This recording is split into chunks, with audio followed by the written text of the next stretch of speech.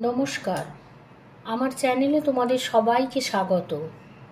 আজকের গল্প সত্যজিৎ রায়ের লেখা বঙ্কুবাবুর বন্ধু। বঙ্কুবাবুকে কেউ কোনোদিন রাগতে দেখেনি। সত্যি বলতে কি, তিনি রাগলে যে কীরকম ব্যাপারটা হবে, কি যে বলবেন বা করবেন তিনি, সেটা আন্দাজ করা ভারী শক্ত। অথচ রাগবার যে কারণ ঘটে না তা মোটেই নয়। আজ 22 বছর তিনি কাঁকুরগাছি প্রাইমারি স্কুলে ভূগোল বা বাংলা পড়িয়ে আসছেন। এর মধ্যে কত ছাত্র এলো গেল, কিন্তু বঙ্কুবাবুর পিছনে লাগা, ব্ল্যাকবোর্ডে তার ছবি আঁকা, তার বসবার চেয়ারে গাবের আঠা মাখিয়ে রাখা, কালী পুজোর রাত্রে তার পিছনে ছুঁচোবাজি ছেড়ে দেওয়া, এ সবই এই 22 বছর ধরে ছাত্র পরস্পরায় চলে আসছে। বঙ্কুবাবু কিন্তু কখনো রাগেননি, কেবল মাঝে মাঝে গলা খাঁকড়িয়ে বলেছেন, ছি। এর একটা কারণ অবশ্য এই যে তিনি যে রাগটাগ করে মাস্টারি ছেড়ে দেন, তো তার মতো গরিব লোকের পক্ষে এই বয়সে আর একটা মাস্টারি বা চাকরি খুঁজে পাওয়া খুবই শক্ত হবে। আর একটা কারণ হলো, ক্লাস ভর্তি দুষ্টু ছেলের মধ্যে দু একটা করে ভালো ছাত্র প্রতিবারেই থাকে। বঙ্কুবাবু তাদের সঙ্গে ভাব করে তাদের পড়িয়ে এত আনন্দ পান যে তাতেই তার মাস্টারি সার্থক হয়ে যায়। এইসব ছাত্রদের তিনি কখনো কখনো নিজের বাড়িতে নিয়ে আসেন, তারপর বাটি করে মুরগি খেতে দিয়ে গল্পর ছলে দেশ বিদেশের আশ্চর্য ঘটনা শোনান। আফ্রিকার গল্প, মেরু আবিষ্কারের গল্প, ব্রাজিলের মানুষ খেগো মাছের গল্প, সমুদ্রগর্ভে তলিয়ে যাওয়া আটলান্টিস মহাদেশের গল্প, এ সবই বঙ্কুবাবু চমৎকার করে বলতে পারেন। শনি রবিবার সন্ধ্যাবেলাটা বঙ্কুবাবু যান গ্রামের উকিল শ্রীপতি মজুমদারের আড্ডায়। অনেকবার ভেবেছেন আর যাবেন না, এই শেষবার। আর না, কারণ ছাত্রদের টিটকিরি গা শোয়া হয়ে গেলেও বুড়োদের পিছনে লাগাটা যেন কিছুতেই বরদাস্ত হয় না। এই বৈঠকে তাকে নিয়ে যে ধরনের ঠাট্টা তামাশা চলে, সেটা সত্যিই মাঝে মাঝে সহ্যের সীমা ছাড়িয়ে যায়। এই তো সেই দিন, 2 মাসও হয়নি, ভূতের কথা হচ্ছিল। বঙ্কুবাবু সচরাচর মুখ খোলেন না। সেদিন কি জানি কি হলো, হঠাৎ বলে ফেললেন যে তার ভূতের ভয় নেই। আর যায় কোথা, এমন সুযোগ কি এসব লোকে ছাড়ে? রাত্রে বাড়ি ফেরার পথে বঙ্কুবাবুকে যাচ্ছে তাই ভাবে নাজেহাল হতে হলো। মিত্তিরদের তেঁতুল গাছটার তলায় কে এক লিগলিকে লম্বা লোক ভুসো টুসো মেখে অন্ধকারে তার পিঠের উপর পড়ল ঝাঁপিয়ে। এই আড্ডারই কারোর চক্রান্ত আর কি। ভয় অবশ্য পাননি বঙ্কুবাবু, তবে চোট লেগেছিল, 3 দিন ঘাড়ে ব্যথা ছিল। আর সবচেয়ে যেটা বিশ্রী, তার নূতন পাঞ্জাবিটা কালি লেগে ছিঁড়ে টিড়ে একাকার হয়ে গিয়েছিল। ঠাট্টার একই রকম রে বাপু। তাছাড়া ছোটখাটো পিছনে লাগার ব্যাপার তো লেগেই আছে।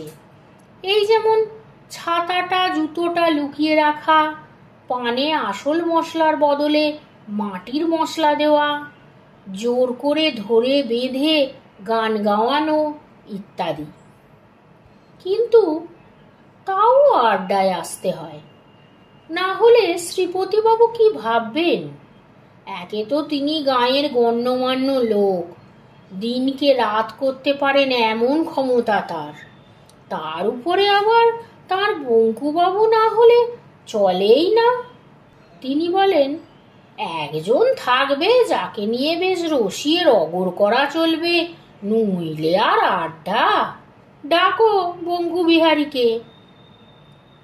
আজকের আড্ডার সুর ছিল উচ্চ গ্রামের, অর্থাৎ স্যাটেলাইট নিয়ে কথা হচ্ছিল।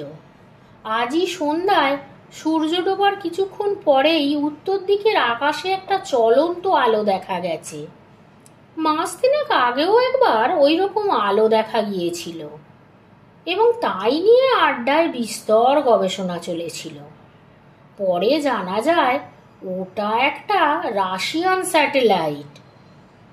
খটকা না ফোসকা এই গোছের কি একটা নাম, সেটা নাকি 400 মাইল উপর দিয়ে বনবন করে পৃথিবীর চারদিকে ঘুরছে এবং তার থেকে নাকি বৈজ্ঞানিকেরা অনেক নতুন নতুন তথ্য জানতে পাচ্ছেন। আজকের আলোটা বঙ্কুবাবু প্রথম দেখেছিলেন, তারপর তিনিই সেটা নিধু মুক্তারকে ডেকে দেখান।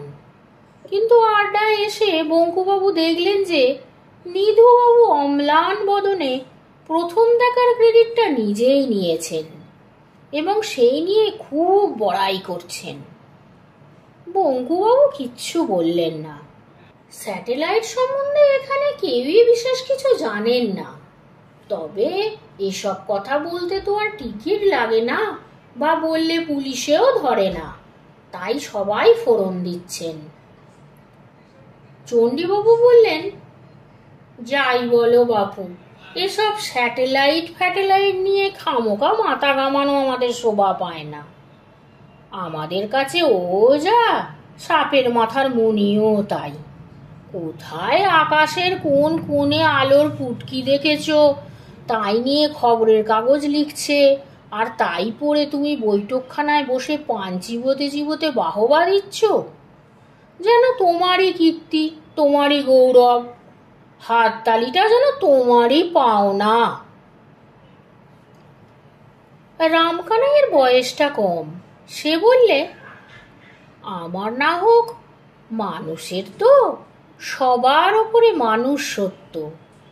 চণ্ডীবাবু বললেন, রাখো রাখো, যত সব। মানুষ না তো কি বাঁদরে বানাবে স্যাটেলাইট? মানুষ ছাড়া আর আছে কি? নিধু মুক্তার বললেন, আচ্ছা বেশ, স্যাটেলাইটের কথা ছেড়েই দিলাম, তাতে না হয় লোক টোক নেই, কেবল একটা যন্ত্র পাক খাচ্ছে। তা সে তো লাটুও পাক খায়, সুইচ টিপলে পাখাও ঘোরে, যাকে। কিন্তু রকেট, রকেটের ব্যাপারটা তো নেহাত ফেলনা নয় ভায়া। চণ্ডীবাবু নাক সিটকে বললেন, রকেট? রকেট ধুয়ে কোন জলটা খাবে শুনি? রকেট তাও বুঝতাম যদি, হ্যাঁ, এই আমাদের দেশেই তৈরি হলো, গড়ের মাঠ থেকে ছাড়লে সেটা চাঁদে টাঁদে গিয়ে ত্যাগ করে, আমরা গিয়ে টিকিট কিনে দেখে এলুম, তাও একটা মানে হয়। রামকানাই বলল, ঠিক বলেছেন, আমাদের কাছে রকেটও যা, ঘোড়ার ডিমও তাই। ভৈরব চক্রবর্তী বললেন, ধরো যদি অন্য গ্রহ টহ থেকে একটা কিছু পৃথিবীতে এলো, এলেই বাকি, তুমি আমি তো আর সেটাকে দেখতে পাবো না। তা বটে। আড্ডার সবাই চায়ের পেয়ালায় মুখ দিলেন, এরপর তো আর কথা চলে না। এই অবসরে বঙ্কুবাবু খুব করে একটু কেশে নিয়ে মৃদুস্বরে বললেন, ধরুন যদি এইখানেই আসে। নিধুবাবু অবাক হওয়ার ভান করে বললেন, বেঁকা আবার কি বলছে হে? কি আসবে এইখানে? কোত্থেকে আসবে? বঙ্কুবাবু আবার মৃদুস্বরে বললেন, অন্য গ্রহ থেকে কোনো লোকটোক। ভৈরব চক্রবর্তী তার অভ্যাস মতো বঙ্কুবাবুর পিঠে একটা অভদ্র চাপ্পড় মেরে দাঁত বার করে বললেন, বাহ বঙ্কুবিহারী, বাহ! অন্য গ্রহ থেকে লোক আসবে এইখানে, এই গণ্ডগ্রামে? লন্ডন নয়, মস্কো নয়, নিউ ইয়র্ক নয়, মায়ে কলকাতাও নয়, একেবারে কাকুর গাছি। তোমার তো শখ কম নয়। বঙ্কুবাবু চুপ করে গেলেন, কিন্তু তার মন বলতে লাগলো, সেটা আর এমন অসম্ভব কি? বাইরে থেকে যারা আসবে তাদের তো পৃথিবীতে আসা নিয়ে কথা, অত যদি হিসেব করে নাই আসে, কাকুর গাছিতে না আসা যেমন সম্ভব, আসাও তো ঠিক তেমনই সম্ভব। শ্রীপতিবাবু এতক্ষণ কিছু বলেননি। এবার তিনি নড়ে চড়ে বসতেই সকলে তার মুখের দিকে চাইল। তিনি চায়ের পেয়ালাটা নামিয়ে রেখে বিজ্ঞের মতো ভারী গলায় বললেন, দেখো, বাইরের গ্রহ থেকে যদি লোক আসেই, তবে এটা জেনে রাখো যে তারা এই পোড়া দেশে আসবে না। তাদের তো খেয়ে দে কাজ নেই, আর অত বোকা তারা নয়। আমার বিশ্বাস তারা সাহেব, এবং এসে নামবে ওই সাহেবদেরই দেশে পশ্চিমে, বুঝেছ?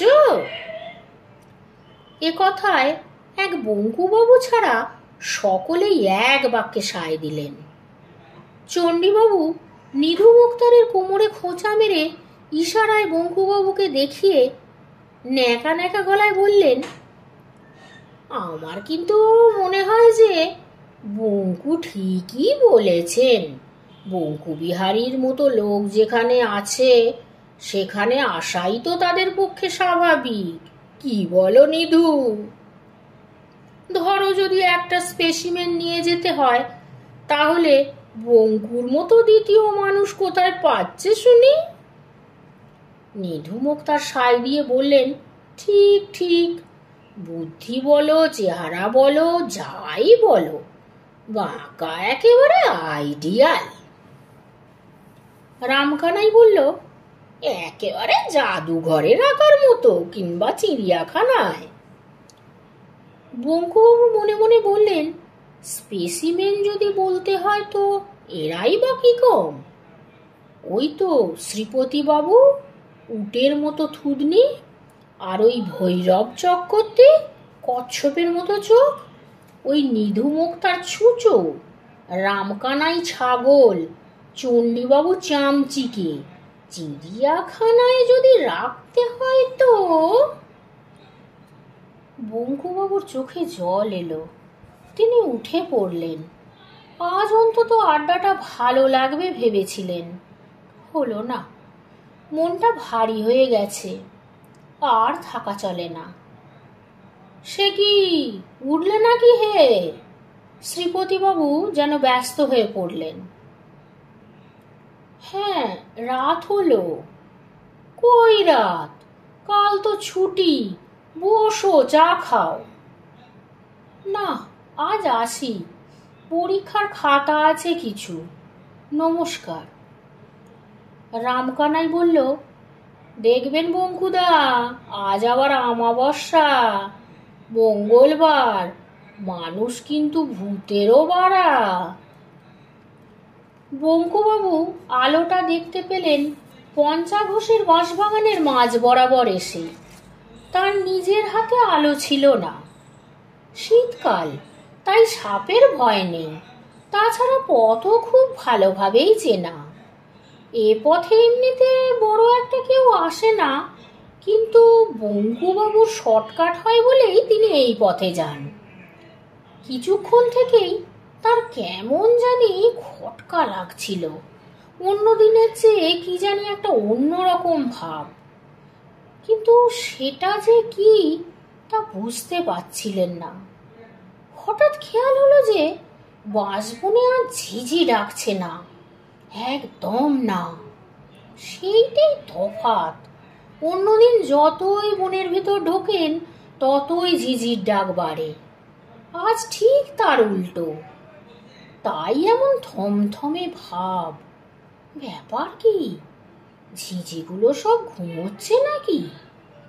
ভাবতে ভাবতে হাত বিষে গিয়ে পূব দিকে চোখ যেতেই আলোটা দেখতে পেলেন। প্রথমে মনে হলো বুঝি আগুন লেগেছে। বনের মধ্যিখানের ফাঁকটায় যেখানে ডোবাটা রয়েছে, তার চারপাশের বেশ খানিকটা জায়গা জুড়ে গাছের ডালে ও পাতায় একটা গোলাপি আভা, আর নিচে ডোবার সমস্ত জায়গাটা জুড়ে উজ্জ্বল গোলাপি আলো। কিন্তু আগুন নয়, কারণ আলোটা স্থির। বঙ্কুবাবু এগোতে লাগলেন। কানের মধ্যে একটা শব্দ আসছে, কিন্তু সেটা যেন ধরাছোঁয়ার বাইরে। হঠাৎ কানে তালা লাগলে যেমন শব্দ হয়, রি, এ যেন ঠিক সেই রকম। বঙ্কুবাবুর গায়ে একটু ছমছম করে থাকলেও একটা অদম্য কৌতূহল বসে তিনি এগিয়ে চললেন। ডোবার থেকে 30 হাত দূরে বড় বাঁশঝাড়টা পেরোতেই তিনি জিনিসটা দেখতে পেলেন। একটা অতিকায় উপর করা কাঁচের বাটির মতো জিনিস সমস্ত ডোবাটাকে আচ্ছাদন করে পড়ে আছে, এবং তার প্রায় স্বচ্ছ ছাউনির ভেতর থেকে একটা তীব্র অথচ স্নিগ্ধ গোলাপি আলো বিচ্ছুরিত হয়ে চতুর্দিকের বনকে আলো করে দিয়েছে। এমন অদ্ভুত দৃশ্য বঙ্কুবাবু স্বপ্নেও কখনো দেখেননি। অবাক বিস্ময়ে কিছুক্ষণ চেয়ে থাকার পর বঙ্কুবাবু লক্ষ্য করলেন যে জিনিসটা স্থির হলেও যেন নির্জীব নয়। অল্প অল্প স্পন্দনের আভাস পাওয়া যাচ্ছে। নিঃশ্বাস প্রশ্বাসে মানুষের বুক যেমন ওঠে নামে, কাঁচের ঢিবিটা তেমনই উঠছে নামছে। বঙ্কুবাবু ভালো করে দেখবার জন্য আর হাত চারেক এগিয়ে যেতেই হঠাৎ যেন তার শরীরে বিদ্যুৎ প্রবাহ খেলে গেল, আর তার পর মুহূর্তেই তিনি অনুভব করলেন যে তার হাত পা যেন কোনো অদৃশ্য বন্ধনে বেঁধে ফেলা হয়েছে। তার শরীরে আর শক্তি নেই। তিনি না পারেন এগোতে, না পারেন পিছোতে। কিছুক্ষণ এইভাবে আড়ষ্ট হয়ে দাঁড়িয়ে থেকে বঙ্কুবাবু দেখলেন যে জিনিসটার স্পন্দন আস্তে আস্তে থেমে গেল, আর সঙ্গে সঙ্গে মিলিয়ে গেল সেই অদ্ভুত কানে তালা লাগার শব্দটা। তারপর হঠাৎ রাতের নিস্তব্ধতা ভেদ করে কতকটা মানুষের মতো কিন্তু অত্যন্ত মিহি গলায় চিৎকার এলো, মিলিপিপিং ক্রুক, মিলিপিপিং ক্রুক। বঙ্কুবাবু চমকে গিয়ে এ আবার কি ভাষা রে বাবা, আর যে বলছে সেই বা কোথায়?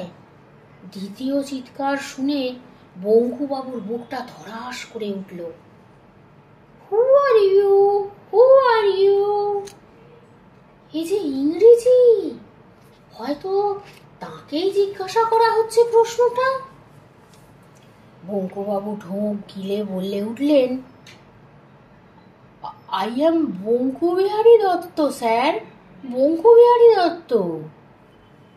প্রশ্ন এলো, are you English, are you English? Bankubabu চেঁচিয়ে বললেন, no sir, Bengali Kayastha sir. একটুক্ষণ চুপচাপের পর পরিষ্কার উচ্চারণে কথা এলো, নমস্কার। বঙ্কুবাবু হাঁপ ছেড়ে বললেন, নমস্কার। বলার সঙ্গে সঙ্গে লক্ষ্য করলেন যে তার হাত পায়ের অদৃশ্য বাঁধনগুলো যেন আপনা থেকেই আলগা হয়ে গেল। তিনি ইচ্ছা করলেই পালাতে পারেন, কিন্তু পালালেন না, কারণ তিনি দেখলেন সেই অতিকায় কাঁচের ঢিবির একটা অংশ আস্তে আস্তে দরজার মতো খুলে যাচ্ছে।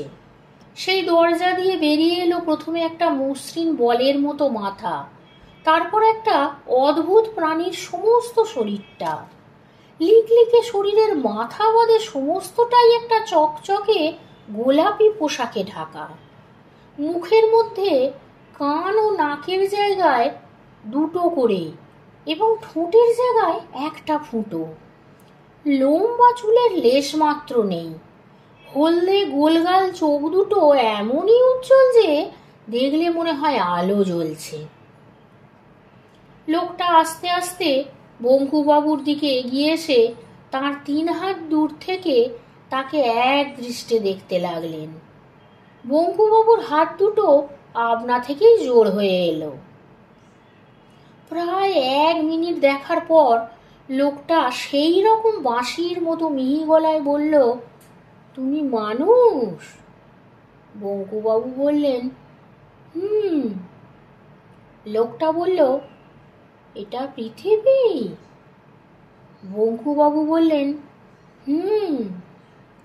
ঠিক ধরেছি, যন্ত্রপাতিগুলো গোলমাল করছে। যাওয়ার কথা ছিল প্লুটোয়। একটা সন্দেহ ছিল মনে, তাই তোমাকে প্রথমে প্লুটোর ভাষায় প্রশ্ন করলাম। যখন দেখলাম তুমি উত্তর দিলে না, তখন বুঝতে পারলাম যে পৃথিবীতেই এসে পড়েছি। পণ্ডশ্রম হলো। ছি ছি ছি, এত দূরে এসে। আর একবার এরকম হয়েছিল, বুধ থেকে বৃহস্পতি গিয়ে পড়েছিলাম। একদিনের তফাৎ আর কি। বঙ্কুবাবু কি বলবেন বুঝতে পারলেন না।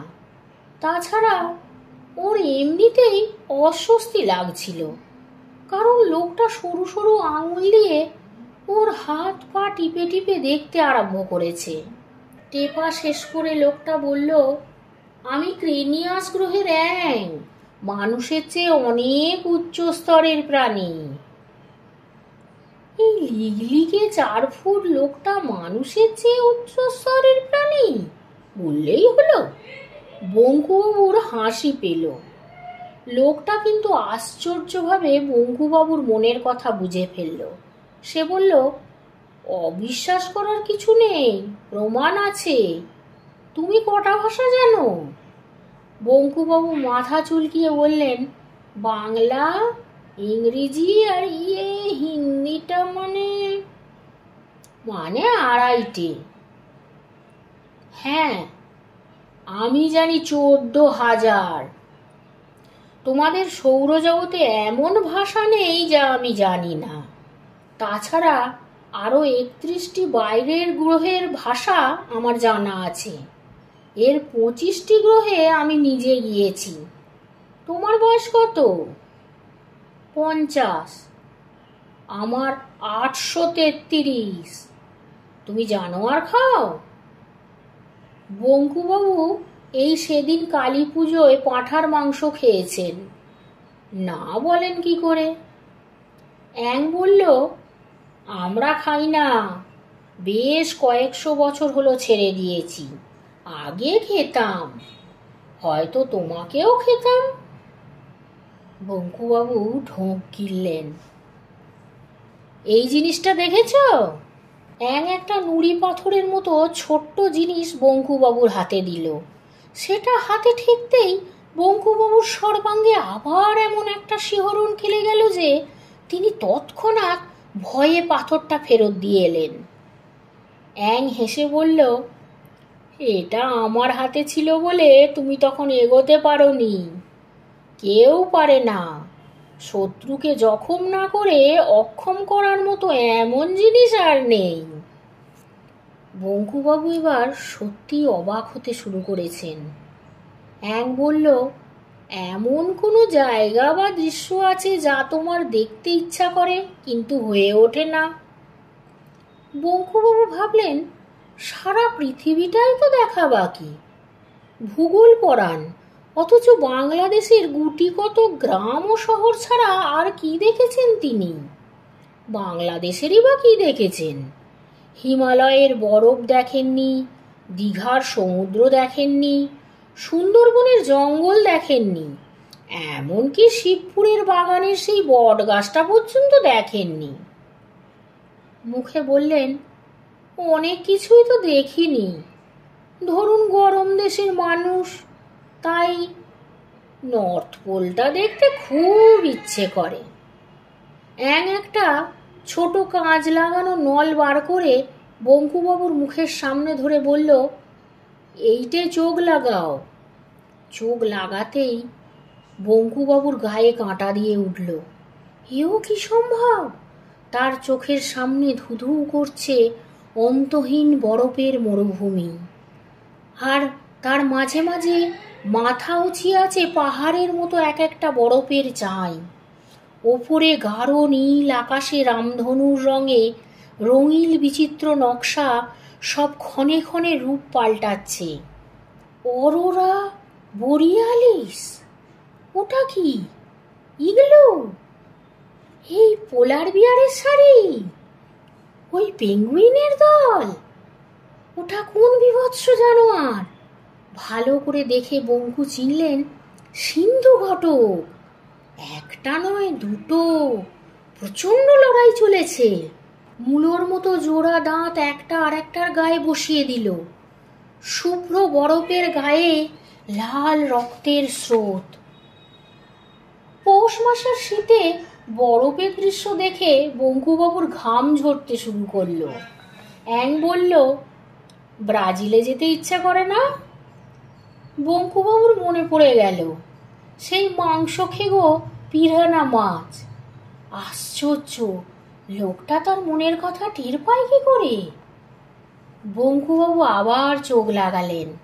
গভীর জঙ্গল, দুর্ভেদ্য অন্ধকারে লতাপাতার ফাঁক দিয়ে গলে আসা ইতস্তত রোদের ছিটে ফোটা। এক পাশে একটা প্রকাণ্ড গাছ, তা থেকে ঝুলছে ওটা কি? সর্বনাশ! এত বড় সাপ বঙ্কুবাবু জীবনে কখনো কল্পনাও করতে পারেননি। হঠাৎ তার মনে পড়ে গেল কোথায় যেন পড়েছেন ব্রাজিলের আনাকোন্ডা, অজগরের বাবা। কিন্তু মাছ কই? ওই যে একটা খাল, দুপাশের ডাঙায় কুমির রোদ পোয়াচ্ছে। সার সার কুমির, তার একটা নড়ে ওঠে, জলে নামবে। ওই নেমে গেল সরাত।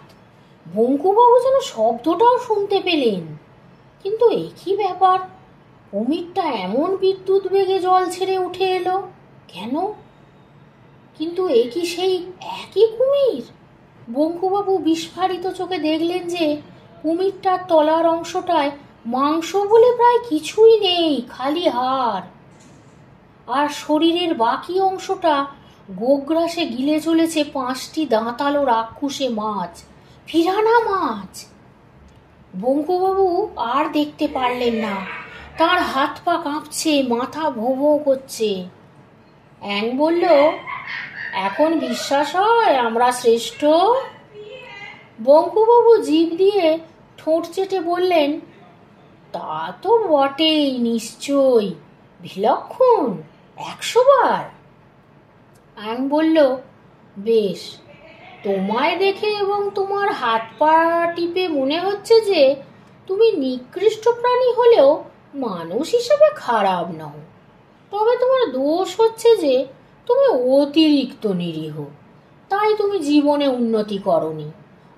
অন্যায়ের প্রতিবাদ না করা বা নীরবে অপমান সহ্য করা, এসব শুধু মানুষ কেন, কোনো প্রাণীরই শোভা পায় না। যাক, তোমার সঙ্গে আলাপ হওয়ার কথা ছিল না, হয়ে ভালোই হলো। তবে পৃথিবীতে বেশি সময় নষ্ট করে লাভ নেই, আমি বরং আসি। বঙ্কুবাবু বললেন, আসুন অ্যাংবাবু, আমিও আপনার সঙ্গে আলাপ করে খুব। বঙ্কুবাবুর কথা শেষ হলো না।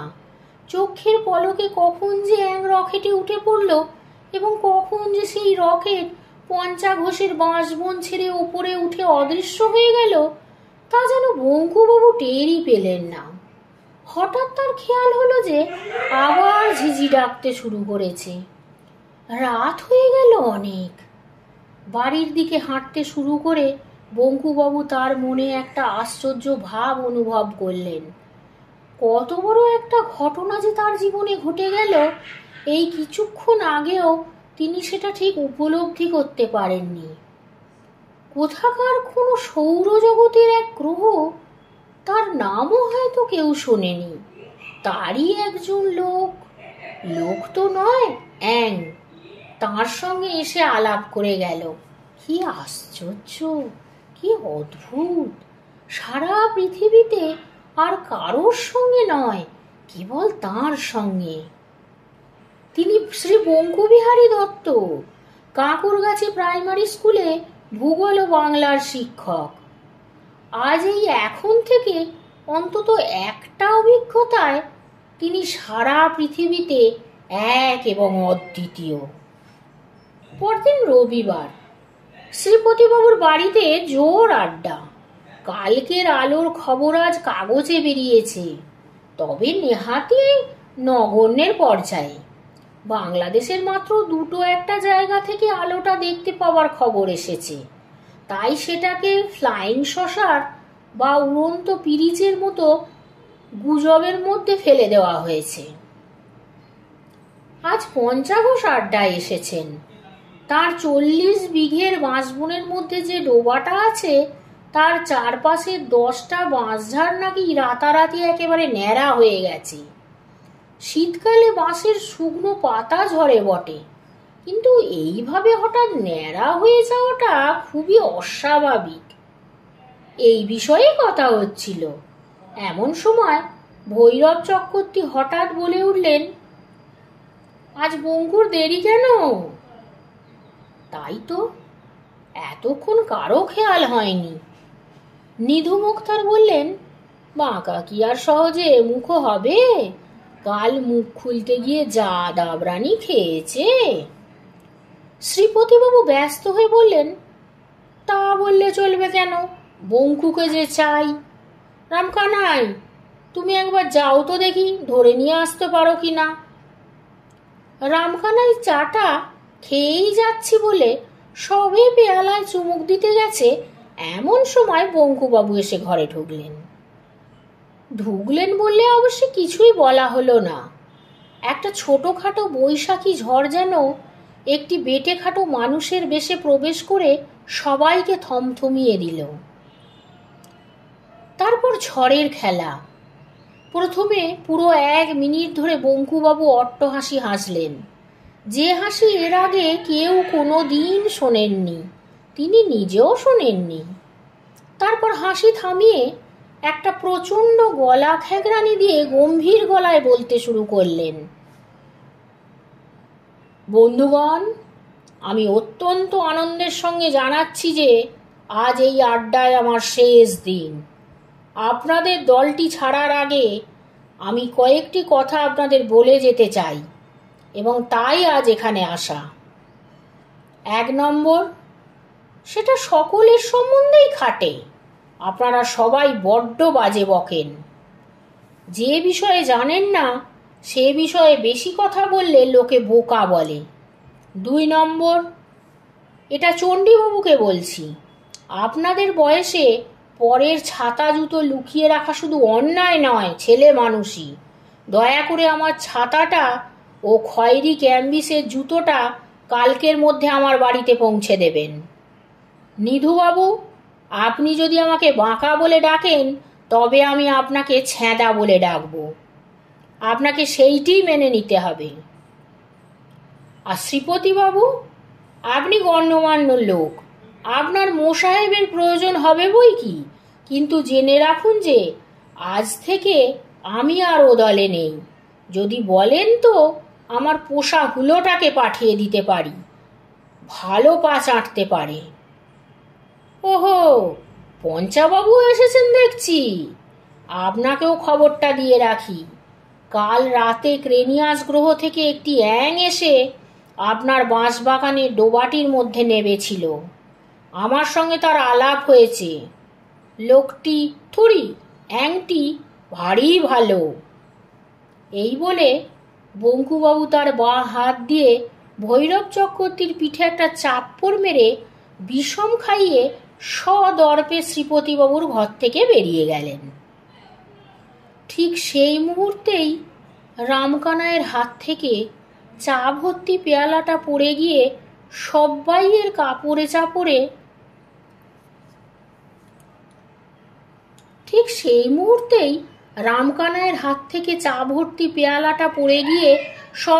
কাপড়ে চোপড়ে গরম চা ছিটিয়ে চুরমার হয়ে গেল।